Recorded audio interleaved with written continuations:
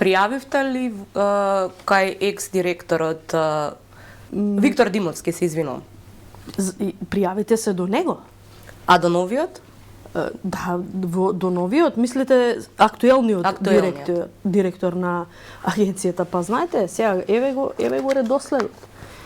Значи, ако вие имате пријава основна, ако имате второ дополнување на пријава со прилози, ако имате трето пријавување со прилози и барање за известување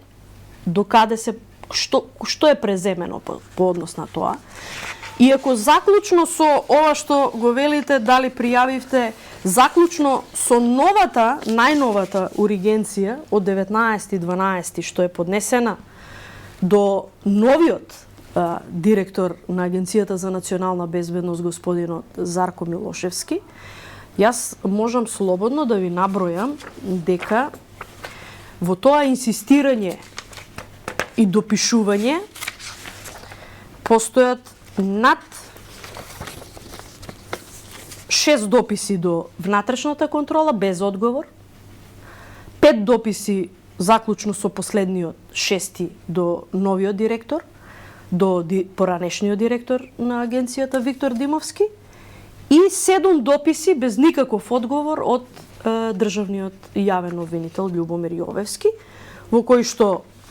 кој што барам и инсистирам да ме извести кој е надлежниот јавен обвинител кој што постапува по пријавата, за да можам да секако како пријавител да стапам во контакт, да ги дадам бараните доколку ги има образложенија, да одговорам на прашања доколку има таков интерес, а се од интерес за истрагата. Меѓутоа, повеќе од 15 месеци, значи, сметано од денот на пријавување, не само што нема никаков одговор, туку се исполнуваат условите за препознатлива опасност од прикривање и избегнување да се постапува по ова што е, верувајте, висок јавен интерес кој што ги тангира дури и вработените во Агенцијата за национална безбедност, затоа што ваков вид на следење на комуникации со софистицирана опрема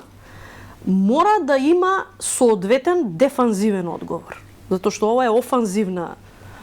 опрема. Овдека станува збор за нешто што напаѓа.